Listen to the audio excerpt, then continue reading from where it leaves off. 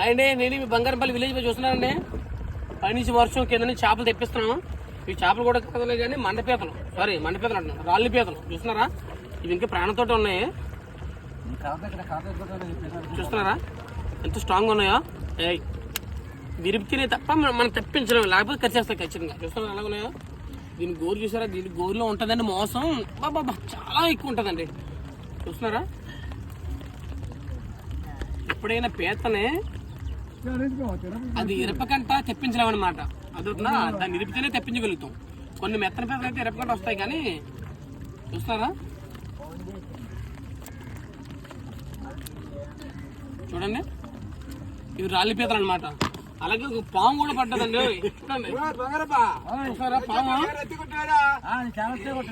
చూసారా పాము ఎంత ఉందో?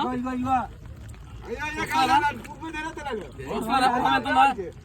ఇది చాలా పెద్దది. చూస్తున్నారా? ఇది కూర వండుకుంటారు మా ఊళ్ళు. చూడండి ఫ్రెండ్స్, సరిగ్గా చూడండి ఒకసారి. ఈ పాము చూడ ఎంత ఉందో? చూస్తున్నారా? దీన్ని నల్లపాము అంటారు.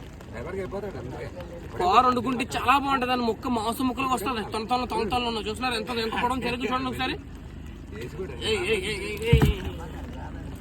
ఇలాంటి మరిన్నో మన ఛానల్లో వస్తుంటాయి. చూసిన కంటే లైక్ చేయండి, షేర్ చేయండి, కామెంట్ పెట్టడం మర్చిపోకుండా. Bye friends.